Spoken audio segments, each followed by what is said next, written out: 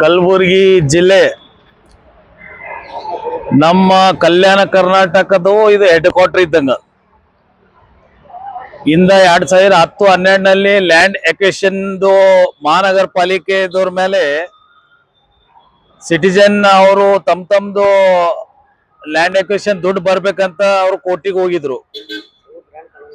ಒಂದು ವಾರದಿಂದ ಕಲಬುರಗಿ ಮಹಾನಗರ ಪಾಲಿಕೆನಲ್ಲಿ ಎಲ್ಲ ಸಿಸ್ಟಮ್ಸ್ ಮತ್ತೆ ಎಲ್ಲ ಕಂಪ್ಯೂಟರ್ಸ್ ಎಲ್ಲ ಸೀಸ್ ಮಾಡಿದ್ರು ಕೋರ್ಟ್ದವರು. ಇಲ್ಲಿ ಕೋರ್ಟ್ದವ್ರದ್ದು ಏನ್ ತಪ್ಪಿಲ್ಲ, ಇವತ್ತು ಸರ್ಕಾರ ತಪ್ಪಿದೆ. ಇವತ್ತು ಸುಮಾರು ಒಂದು 300 ಕೋಟಿ ಸನಿಪೇನ ದುಡ್ಡು ಕಟ್ಬೇಕಂತ ಕೋರ್ಟಿಗೆ ಲ್ಯಾಂಡ್ ಎಕ್ವಿಷನ್ ಆದವ್ರಿಗೆ ಕೊಡ್ಬೇಕಂತ ಇದು ಕೋರ್ಟ್ದು ಆದೇಶ ಇದೆ. ಇವತ್ತು ಕಲಬುರಗಿ ಜಿಲ್ಲಾ ಅಧಿಕಾರಿಗಳು ಅಂದ್ರೆ ಇವತ್ತು ಕಲಬುರಗಿ ಬಾಸ್ ಇದ್ದಂಗ ಅವರು, DC ಮೇಡಮ್ ಅವರು.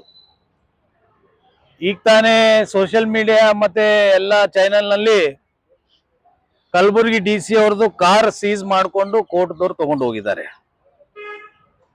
ಇವತ್ತ ಇದು ಕಲಬುರಗಿ ಜನರಿಗೆ ಮತ್ತೆ ಕಲಬುರಗಿ ರಾಜಕೀಯ ಮಾಡೋರಿಗೆ, ಕಲಬುರಗಿ ಹೋರಾಟ ಮಾಡೋರಿಗೆ, ಕಲಬುರಗಿದಾಗ ಎಲ್ಲ ಯಾರ್ಯಾರು ತಮ್ಗೆ ಲೀಡರ್ ತಿಳಿತಾರಲ್ಲ ಅವ್ರಿಗೆ ಇವತ್ತೊಂದು ದೊಡ್ಡ ಮಾರಿ ಮೇಲೆ ಇದು ಮುಖಭಂಗ ಆದಂಗ ನಮ್ಗೆ.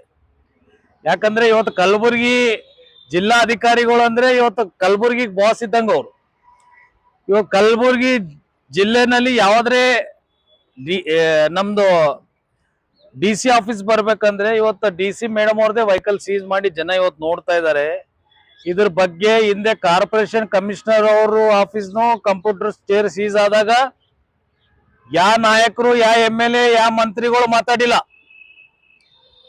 ಇವತ್ತ ಮಹಾನಗರ ಪಾಲಿಕೆ ಕಮಿಷನರ್ ಅವ್ರ ಮೇಲೂ ಇವತ್ತ ವಾರೆಂಟ್ ಜಾರಿ ಆಗಿದೆ. ಈಗ ತಾನೇ ನಾನು ತಿಳ್ಕೊಂಡೆ. ಇವತ್ತು DC ಮೇಡಮ್ ಅವ್ರದ್ದು ಕಾರ್ ಸೀಸ್ ಮಾಡಿದ್ದಾರೆ, ಮಹಾನಗರ ಪಾಲಿಕೆ ಕಮಿಷನರ್ ಅವ್ರಿಗೆ ವಾರೆಂಟ್ ಜಾರಿ ಆಗಿದೆ. ಇವತ್ತೊಂದು IS ಆಫೀಸರ್ ಬೇರೆ ಬೇರೆ ಡಿಸ್ಟಿಕ್ ನಿಂದ ಬರ್ತಾರೆ. ಇವತ್ತೊಂದು IS ಆಫೀಸರ್ ಅಂದ್ರೆ ಇವತ್ತು ನಮ್ಗೆ ಅವ್ರ ಬಗ್ಗೆ ಬಹಳ ಗೌರವ ಇದೆ. ಇವತ್ತು ಮಹಾನಗರ ಪಾಲಿಕೆ ಕಮಿಷನರ್ ಸಾಹೇಬರು IS ಆಫೀಸರ್ ಇದ್ದಾರೆ, ಇವತ್ತು DC ಮೇಡಮ್ ಅವ್ರನ್ನು IS ಆಫೀಸರ್ ಇದ್ದಾರೆ. ಈ ಸರ್ಕಾರದಾಗ IS ಆಫೀಸರ್ ಕೆಲಸ ಮಾಡ್ಬೇಕಂದ್ರೆ ಕಲಬುರಗಿ ಜಿಲ್ಲೆದಾಗ ಇಂಥ ಪರಿಸ್ಥಿತಿಗಳು ಬಂದಿದೆ.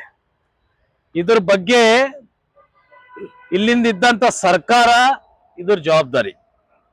ಇಲ್ಲಿ ಇದ್ದಂತ MLAಗಳು, ಮಂತ್ರಿಗಳು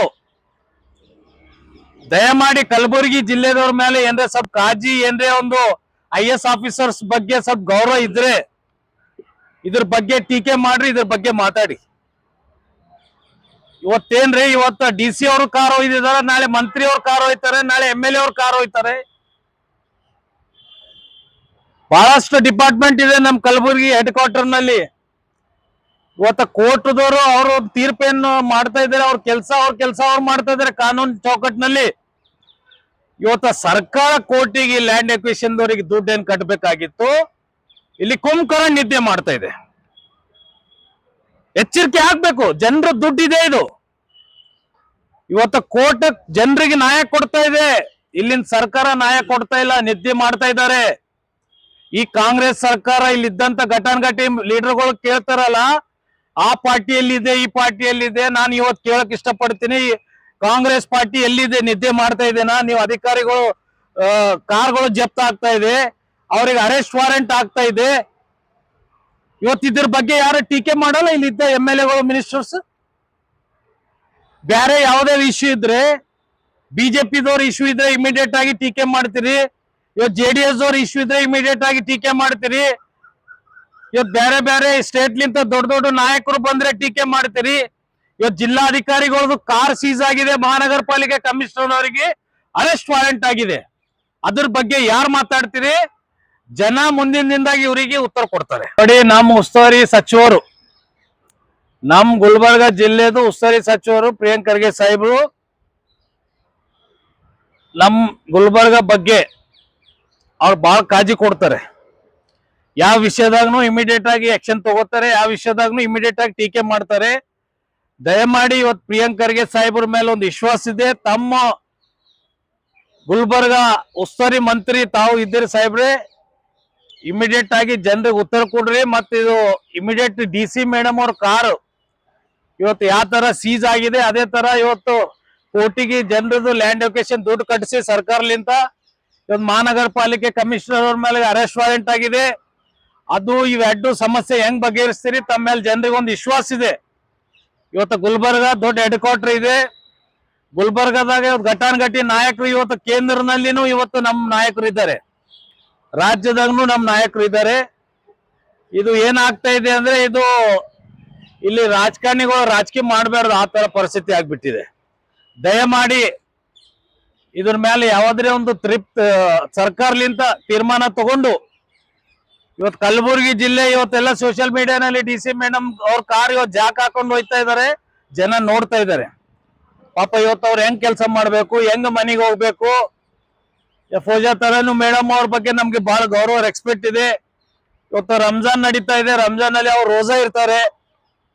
ಈಗ ತಾನೇ ಒಂದ್ ತಾಸು ಅರ್ಧ ತಾಸಿಂದ ಕಾರ್ ಜಪ್ತಿ ಮಾಡ್ಕೊಂಡು ಹೋಗಿದ್ದಾರೆ. ಅವ್ರ ಮನೆಗೆ ಹೆಂಗ್ ಹೋಗ್ಬೇಕು, ಇಫ್ತಾರಿ ಟೈಮ್ ಆಗ್ತಾ ಇದೆ, ಅವ್ರು ರೋಜಾ ಹೆಂಗ್ ಬಿಡ್ಬೇಕು, ಇದ್ರ ಬಗ್ಗೆ ಇಲ್ಲಿ ಇದ್ದಂತ MLAಗಳು ಮಂತ್ರಿಗಳು ಚಿಂತನೆ ಮಾಡಬೇಕು ಅಂತ ಹೇಳಕ್ ಇಷ್ಟಪಡ್ತೀನಿ. ರಾಜ್ಯದಲ್ಲಿ ಬಜೆಟ್ ನೋಡ್ರಿ, ಬಜೆಟ್ ಇಲ್ಲ ಅಂದ್ರೆ ನೀವು ಶಟರ್ ಬಂದ್ ಮಾಡ್ಕೊಂಡು ಮನೆಗೆ ಕೂಡ್ರಿ.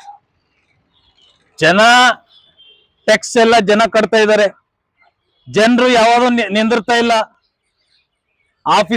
ಆಫೀಸರ್ಸ್ ಎಲ್ಲ ಆಫೀಸ್ ನಲ್ಲಿ ಪರ್ಸೆಂಟೇಜ್ ಲೂಟಿ ಆಗ್ತಾ ಇದೆ.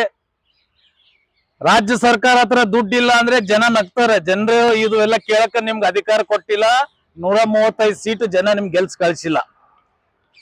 ಜನರ ಸಲುವಾಗಿ ಜನರ ಸೇವೆ ಮಾಡಕ, ಜನರ ಕಷ್ಟ ಸುಖ ದೂರ ಮಾಡಕ ಇವತ್ತು ಸರ್ಕಾರ ಜಮೀನ್ ಮಾರ್ರಿ. ಬಹಳ ಸರ್ಕಾರ ಗೌರ್ಮೆಂಟ್ ಪ್ರಾಪರ್ಟೀಸ್ ಇದೆ, ಜಮೀನ್ಗಳು ಮಾರಿ ಇವತ್ತು ಜನರಿಗೆ ಇವತ್ತು ಅನುಕೂಲ ಮಾಡಿಕೊಡ್ರಿ. ಜನರ ಹತ್ರ ಸರ್ಕಾರ ಹತ್ರ ದುಡ್ಡು ಇಲ್ಲ ಅಂದ್ರೆ ಜನ ಮುಂದಿನ ದಿನದಾಗ ನಿಮ್ಗೆ ಏನ್ ತೀರ್ಪು ಕೊಡ್ಬೇಕು 100% 2028ದಾಗ ತೀರ್ಪು ಕೊಡ್ತಾರೆ ಅಂತ ಹೇಳಕ್ ಇಷ್ಟಪಡ್ತೀನಿ. ಇವತ್ತು ನೋಡ್ರಿ, ಅಲ್ಲಿ ಹುಬ್ಳಿ ಧಾರವಾಡನಲ್ಲಿ ಇವತ್ತು ಲಕ್ಷಾನುಗಟ್ಲೆ ಯುವಕರು ರಸ್ತೆಗೆ ಇಳಿದಿದ್ದಾರೆ. ಇವತ್ತು ಯುವಕರ ಪರಿಸ್ಥಿತಿ ನಮ್ ಕರ್ನಾಟಕದಾಗ ಯುವಕರು ಅಂದ್ರೆ ನಮ್ ಶಕ್ತಿ, ದೊಡ್ಡ ಶಕ್ತಿ ಇದೆ. ಇವತ್ತು ನಮ್ ಯುವಕರ ಪರಿಸ್ಥಿತಿ ಏನಿದೆ, ಇಲ್ಲಿ ಧಾರವಾಡ ಹುಬ್ಳಿನಲ್ಲಿ ರಸ್ತೆಗೆ ಇಳ್ಕೊಂಡಿದಾರ್ರಿ. ಇವತ್ತು ಅವರಿಗೆ ಉದ್ಯೋಗ ಸಿಗ್ಬೇಕು, ಜಾಬ್ ಸಿಗ್ಬೇಕಂತ ಡಿಗ್ರಿ ಮಾಡಿ ಇವತ್ತು ಯುವಕರು ಮನೆಯಾಗ ಕೊಡ್ತಿದ್ದಾರೆ.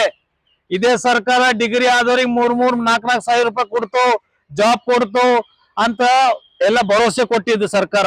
ಇವತ್ತು ಎಲ್ಲಿದೆ ರೀ? ಸ್ವಲ್ಪ ದಿನ ನೀಡಿರಿ, ಎಲ್ಲ ಜಿಲ್ಲೆದಾಗ ಜನ ಹಿಂಗೆ ರೋಡ್ ಮೇಲೆ ಇಳಿತಾರೆ ಸರ್ಕಾರ ವಿರೋಧ ಅಂತ ಹೇಳಕ್ ಇಷ್ಟಪಡ್ತೀನಿ.